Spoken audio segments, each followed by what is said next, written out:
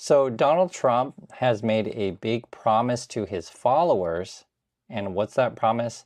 That he's going to bring back all of your factory jobs, right? That's what he's been promising people. However, there's a new Senate report that just came out today that flies in the face of that. And what does it say? Almost 100 million jobs could be lost to AI and automation. And I want to talk with you guys about this stuff because this is what everything that's going on in USA kind of centers around, essentially who gets the jobs, right? Trump's basically base is like, they took our jobs, right? Trump's like, okay, well, I'll get you to the jobs that you want that, supposedly was stolen from you. That's how Trump talks to his people. However, here's the truth that Trump doesn't tell his base is effectively a lot of jobs are gone due to automation and advances in technology. And from Trump's point of view, if you watch everything that he's saying, he hangs out with his Wall Street buddies and the tech bros, be it Sam Altman and Jensen Huang, Elon Musk. And their whole goal is to build as many data centers as possible to have all of this AI to, again, replace you. That's their end game. And so they want to deregulate everything, get all of your power, etc. And Trump will promise you jobs, but they're only going to be temporary because your job that Trump's going to, I guess, supposedly get you is building a data center, which could be for a few months, maybe a year if you're lucky. And at the end of the day, though, you're not going to have a job. Part of what's going on here, which is also ironic about this report, is they used AI to predict the jobs that AI will replace, right? So even the job predicting the job replacement by AI is done by AI, which is all crazy. But there is some truth to this report, because I'll just show you guys. For example, it says fast food and counter workers, 89% of those jobs will be replaced. And I don't necessarily dispute that number because I'm here in Korea, and much of the restaurants that we go to have kiosks at the tables. They have kiosks at the front door. We were just at a restaurant over the weekend, and they had a robot server, right? And I see that more and more here in Korea. So I don't think that's necessarily untrue. I actually think that's the way that it's going, is that AI is going to replace those kind of jobs. And then you got customer service reps, right? You go to any sort of website, it's an AI kind of thing now. You guys know this. Airline websites are like that. Hotel websites are like that. Many websites are like that. Laborers, freight, stock, so basically a longshoreman, those jobs, that can all easily be automated. In Korea, we even have ports that are all automated. A retail salesperson, that can go that way as well. And the list goes on, right? You can go through the whole list if you like. Why would it go this way? Is because if you look at this is also part of the Senate report, it sort of shows the trajectory of three things. You have wages, which are basically stagnant, according to this. You also have labor productivity, which is going up. So I agree with that. People are being more productive. And then you got corporate profits, which are just going to the moon. And essentially, the way our markets work is that companies always need to prove that they're getting more profit. And the way that they're doing it these days is like, okay, you know what? What if we eliminate humans and just get as many, robots and AI as possible? Wow, look at all the profits that we could make, because we don't have to worry about humans complaining, etc. And what's crazy about this whole thing is you have a MAGA base that is cheering on their own demise.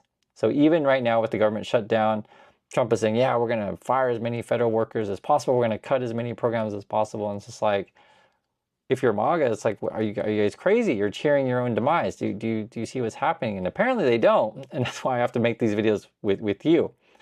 Now, people don't like to talk about these things because it's not part of the media landscape and not part of what Wall Street wants. Because again, Wall Street wants is to keep making those profits go up and up and up and up, up. And also, to be fair, if you're investing in these companies, yeah, you want to make more money, sure. But I always want to point out that this sort of system that we're going into is just not sustainable. Who's going to be buying these products if there's no one who has a job, etc.? This is also a headline today, and this will relate to the AI bubble.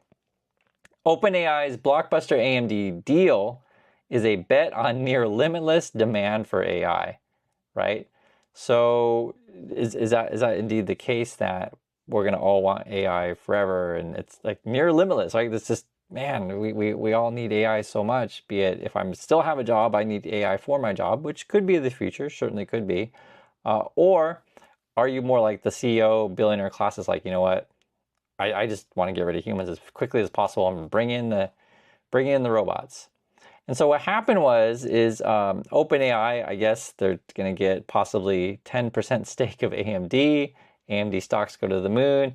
And essentially now we got circular financing going on here. And NVIDIA, there's an article we talked about before a couple weeks ago on the channel where we had that kind of thing. It's essentially like one company's like, hey, I'll invest in you, you buy stuff from me, then I lease stuff from you, and the game goes around. And we both borrow money to keep this thing going. So everyone's raising money. Right now, companies like OpenAI are not profitable, but they keep raising money to keep expanding because the promise is that they'll be profitable in the future, which may or may not be true. But then this is why I question all this stuff, because again, if we were all going to replace human workers, what's it going to do to our economy? And so we've been talking about bubble for a while now, right? How long can the bubble go?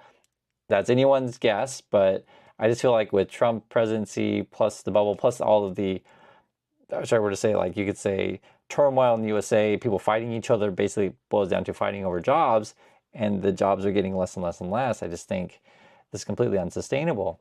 You also have this, AI's boom reliance on circular deals is raising fears of a bubble. And I also want to point this out. My wife and I went to go see this movie recently. It's called No Other Choice. It'll eventually come to USA. It's just in Korea now, but it's basically a Squid Gamey kind of a movie. And the basic gist of it is when you lose your job and there's not a lot of options out there, what do you do? And it covers kind of the world that we live in right now, as you guys know. And so I understand on every day in the news, which we have to talk about, and I do talk about in other videos, but I just want to connect the dots and how this all relates. You got to talk about, okay, now Trump wants to bring the National Guard so he can deport yet more people. But again, this is all over angst over jobs. If everyone had a job, just for example, if everyone had a job and you weren't worried about economy at all, we wouldn't be having these discussions at all about, oh, we got to kick out some people because they're taking my job, right? It's all about jobs. This whole thing's about jobs. And that's why I mentioned the projection that maybe 100 million jobs could be lost to AI and automation. And that's something that always Trump lies to his followers about, to where he always tries to make the case that, immigrants are taking your job or other countries are stealing from you, etc. Actually, automation and AI and advancement technology is where a lot of jobs are gone, right? Even if the factories do come back that Trump is promising, they're probably going to be automated, right? And I think you guys know this deep down. You just don't want to necessarily face the truth. And I just want to tell you the truth about this stuff. I know it's not pleasant, but I'd rather tell you the truth than not. And so then also what's going on as Trump is focused on deportation and getting people distracted with that, law enforcement, FBI, etc., are not focusing on other crimes, be it money laundering and such, or other kind of, we'll just call it, sex crime cases and things that you can see right here talking about it. But we're just not focusing on the bigger picture. We're just basically looking at street level crime kind of things, right? And not even necessarily crime, because then you deal with the ICE officers have quotas to meet, so then they start bending the rules, etc.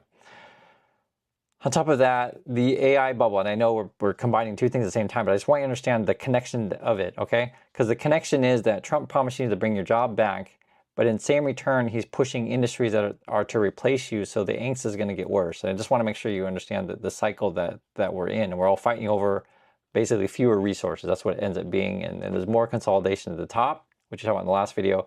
And essentially the rich get richer and the poor get poorer. And I want you to understand the details of this stuff so you get what's going on and the grift that Trump is playing. And the markets, right, it's all related. I question it because I wonder how long can this go? Because this was in the Financial Times today. It says, OpenAI's computing deals top 1 trillion, right? That's the kind of money we're talking about. And these partners like the NVIDIA and AMD, Oracle, and Altman was just here in Korea, even met with the Korean president. I think he met with the Samsung CEO. Samsung's not listed on here, but this is a lot of stuff is involved here. You can see it all right here. It's like they're all investing in each other, doing business with each other.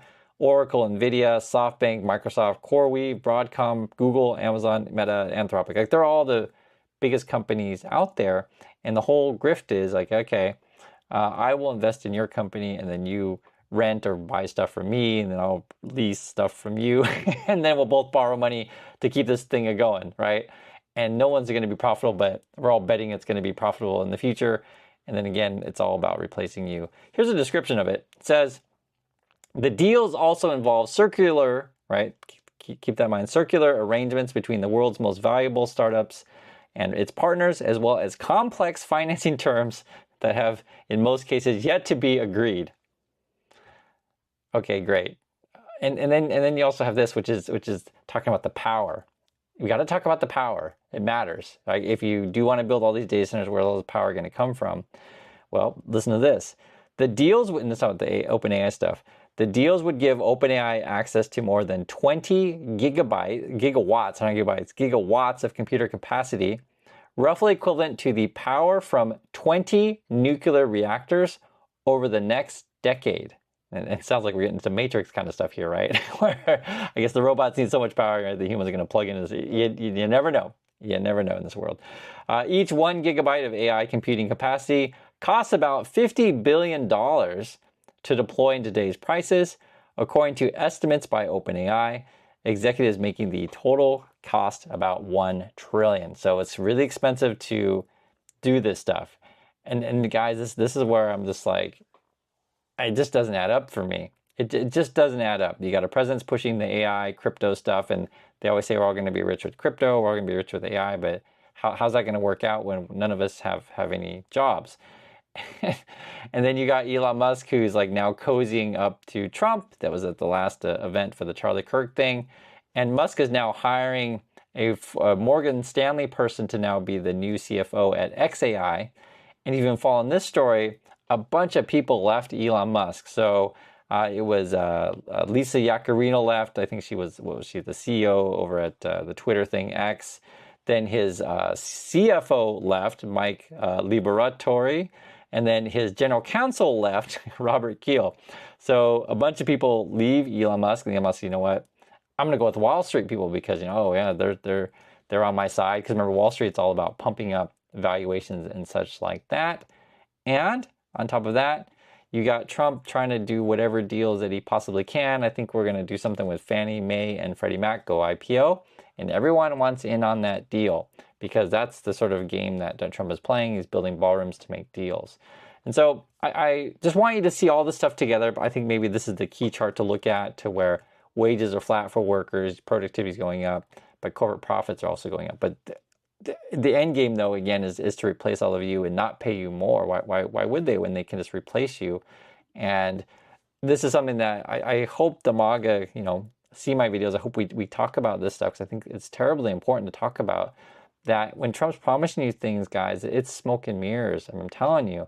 And when he talks about, say, all this money coming in, that's also smoke and mirrors. You can see my videos on Korea and Japan, to where they're just like, hey, Japan's like, oh, we'll give you a 1%, maybe 2% of what you've been saying. And Korea's like, well, okay, we'll go with 5%.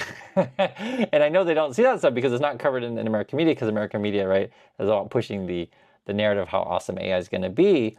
But with all these jobs, being essentially replaced by robots, I just don't see it as being sustainable. So that's my point of view on this stuff. I would like to hear yours. Thank you for watching, and I'll catch you all in the next video.